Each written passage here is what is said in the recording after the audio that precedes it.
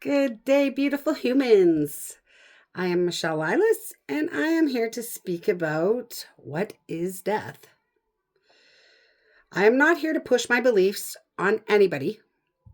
I am an omnist. An omnist means I take pieces from different religions, different paths, different beliefs, and my own understanding, and I resonate with what aligns with me and my reality. Um, Everything I speak about here comes from my own experiences, my own life, and the understanding I have gained throughout my journey. I am not here to force people to believe what I believe. I am here to drop seeds, not force doors. What is death? Death is a transition into the next phase.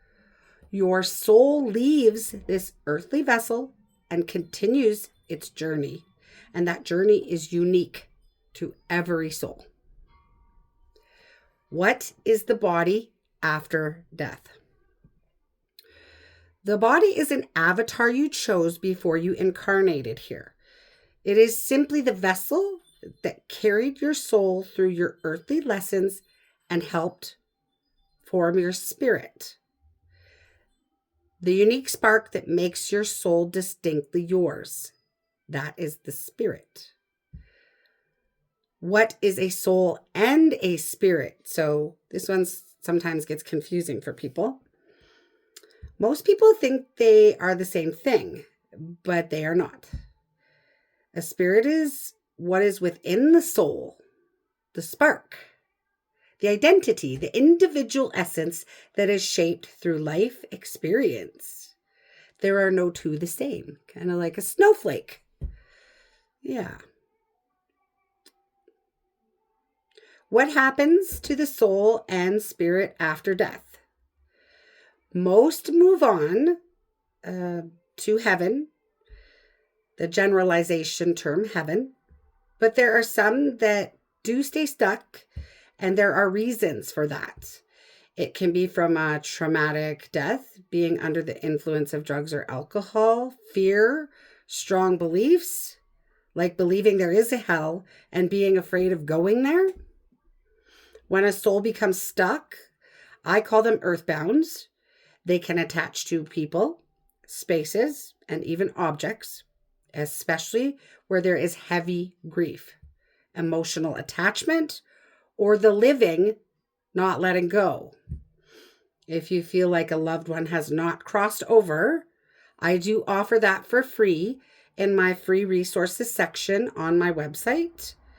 You can go to merlinsnumerology.com and contact me there.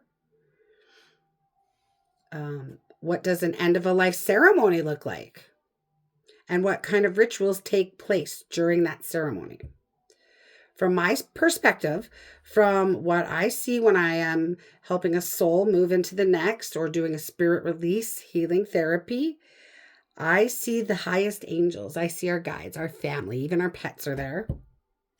When the soul is not crossed over, they gather around the soul to make a safe haven, make them feel safe. I speak with them. I ask questions in regards to why they have not crossed. What I have been shown through my guides and through my own inner knowing is that once the soul transitions, they are met in a space of receiving, a space of love, pure, cosmic, beautiful love. So much love, so many emotions that it is almost unexplainable. There is just peace all around you, a deep sense of being received. I've done 3, what are they called? 3 quantum healing hypnosis therapies. And just from experience of crossing people over, I felt it as well.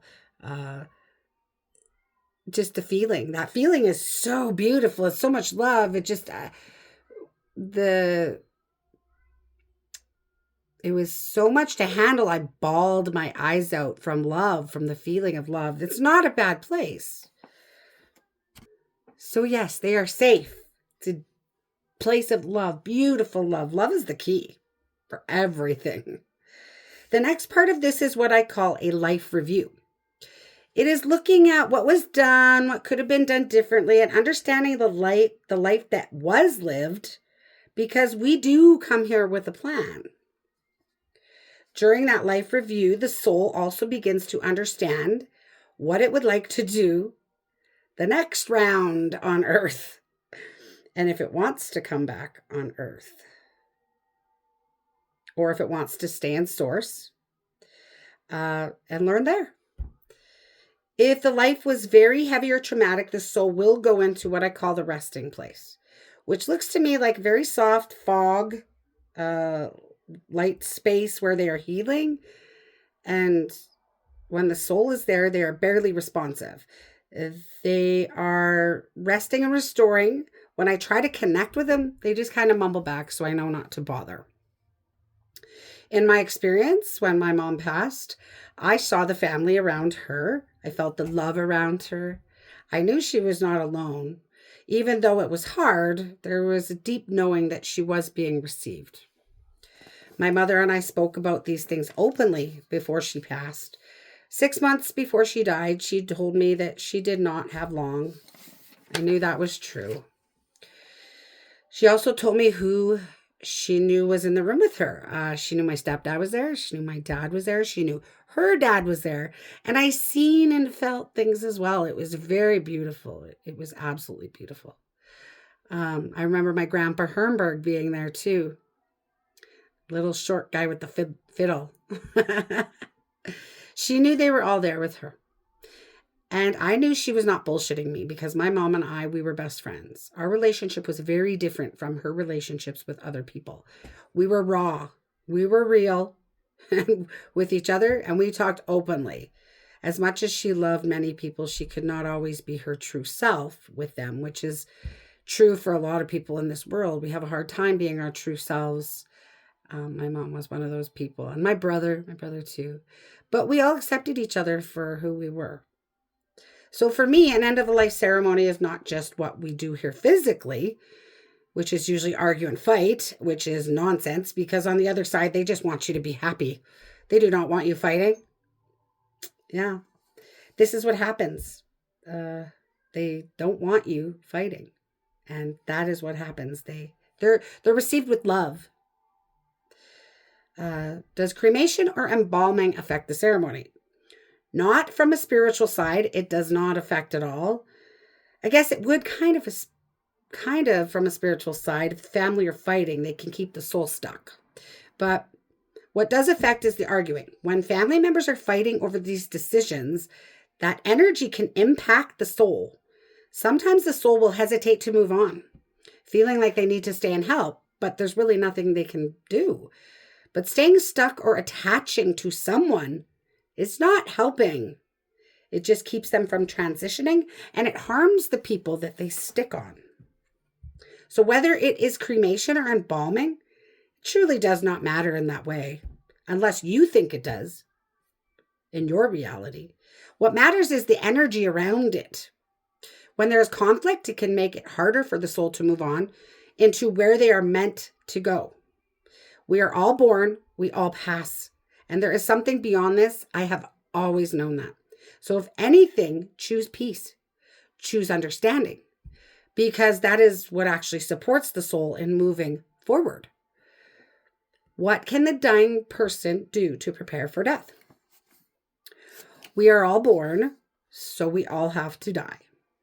I know it is sad sometimes. I have lost people, many beautiful people in my life I love deeply.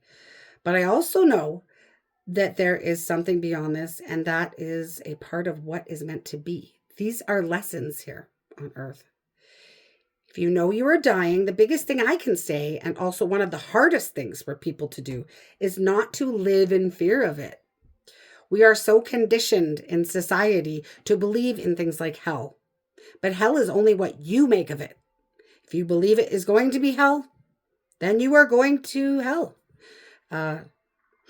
If you believe you're going to heaven and it's going to be heaven, then you are going to heaven. Get a death doula. Connect with a death doula. I have connections with death doulas. If you would like, just message me or email me. They are very helpful, and there are many.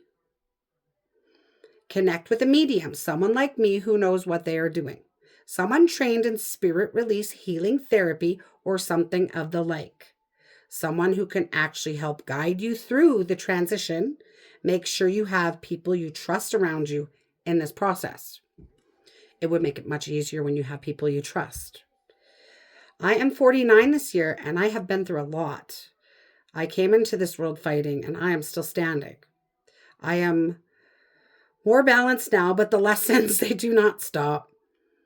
That was part of my plan, to stand up, to speak, to face what comes. For those of you who are afraid to die, I am not. I'm actually super fucking excited for when it is my time. Because from what I know, in my reality, heaven is a beautiful space. The colors are much brighter. Everything is more vibrant. It is instant manifestation, creation at the snap of a finger. Anything you want. So, no, I am not afraid. And I know all of my loved ones will be okay. I know my children will be okay. I have given my children the knowledge. I have healed. And they have their own path, their own lessons. I am not afraid. What can the family do after death? This one is one of the hardest things. Do not hold on so tightly. Grieve. Feel it. Cry. That is natural. That is part of love and grieving. Birth and death. It's part of the cycle. This is part of the love you feel for them. But do not stay stuck there. Because what I hear over and over again, and I'm not kidding you, I hear this every time, well, almost every time. They want you to know that they're okay. Your loved ones are okay. They are at peace. They are not suffering. They have instant manifestation.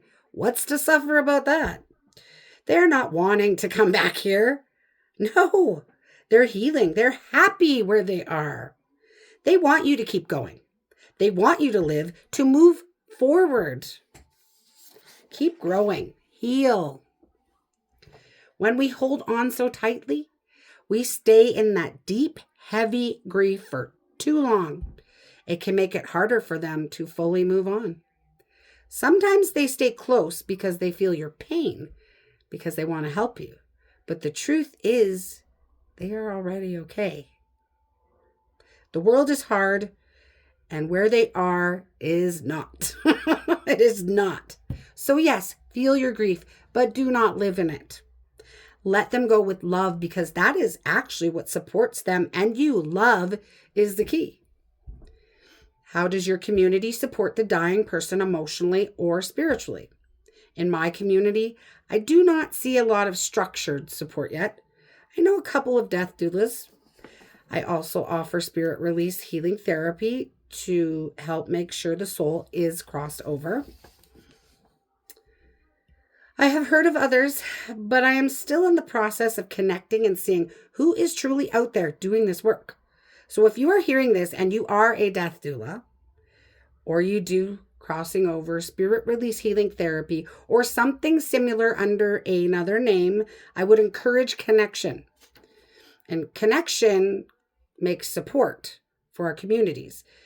And because this kind of support matters. What I've come to understand is that people need guidance in this process, real guidance, not fear-based, not what we see in movies, but something grounded, something supportive. If you know someone who is passing or going through this process, share this with them. Let them hear a different perspective. This is my reality. This is what I see when I do this work. When I am helping souls transition, when I am connecting beyond this physical space. And I believe we need more of this support together. Are there specific practices that help family members process grief after death? The biggest thing is stop looking outside yourself for healing. So again, I'll say that question. Are there specific practices that help family members process grief after death? The biggest thing. I know it's hard. When people die, I get it. I've been through it. I went on like a 2-month drunk after my mom died. The biggest thing, stop looking outside yourself for healing. It is so easy to reach for things that numb the pain. Alcohol, drugs, sex, anything to avoid feeling. When my mom died, I numbed it. I drank every day for about 2 months. I was surrounded by people and I was taken care of. My friends made sure I ate. My aunt helped with my kids. I was supported and I am grateful for that. But I was still numbing the pain. And then I was told I needed to straighten my act out, and I did.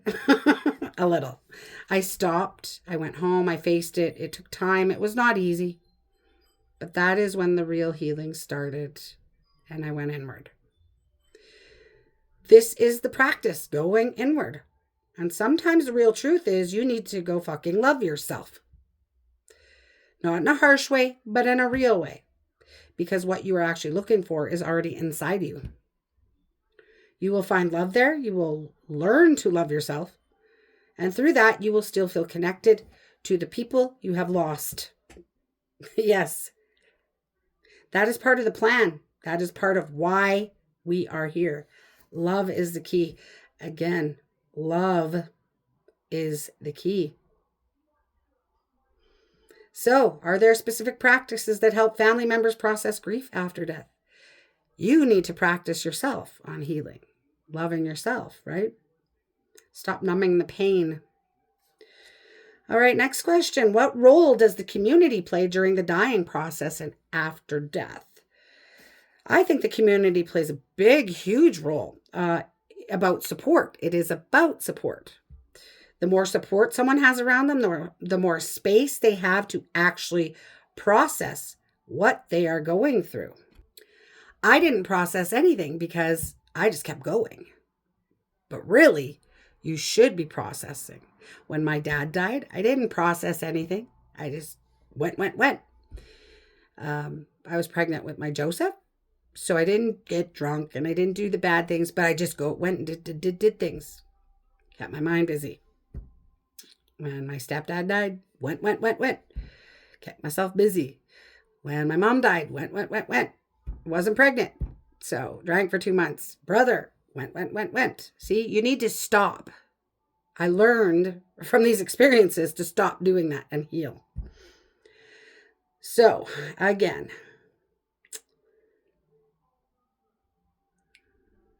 let's heal. Yeah, are there specific practices, I know I'm saying it again, that help family members process grief after death? I just want to say the biggest thing, stop looking outside yourself for healing. I just want to say it again. Dropping seeds.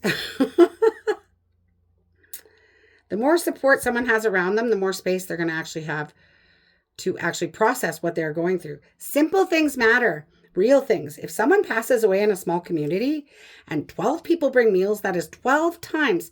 That family does not have to think about cooking. That is huge. You think you're only one person. I'm only one person. Right? Helping with the kids, taking them out for a bit, giving the family space, cleaning the house, helping with day-to-day life when everything feels so heavy. Even helping with arrangements, whether it is funeral or celebration of life. These are things that actually make a difference. It is not complicated. It is people showing up for people. And that kind of support helps during the dying process and after death. It all matters. Love is the key. Are there common misunderstandings people outside your culture may have about death rituals? Yes, there are many.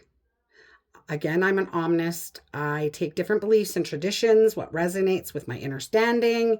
One of the biggest misunderstandings I see is around hell. From my perspective, there's no fixed place called hell. We're living it. You create the experience through your own beliefs. If you fully believe you are going to hell, then that is the experience you may move into. But that does not mean you are meant to stay there. If that does happen, sometimes the family will seek out someone like me. Someone who does spirit release healing therapy, crossing over, to help guide that soul out of that state and into where they are meant to go. For me, Earth is hell.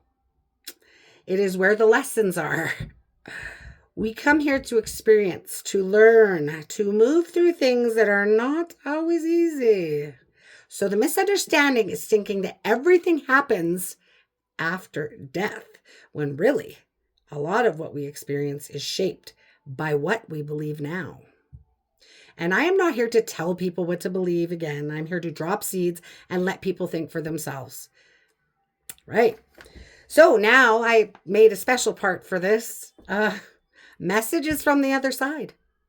So here are some of the messages from the other side.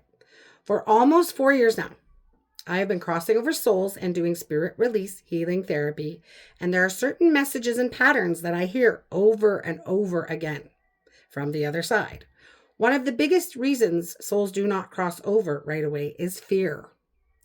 Fear of hell, fear of punishment, fear that they are going somewhere bad because of the beliefs that were deeply embedded into them while they were alive. Another big reason is confusion. Sometimes they do not even realize they are dead, especially if drugs, alcohol, or trauma was involved.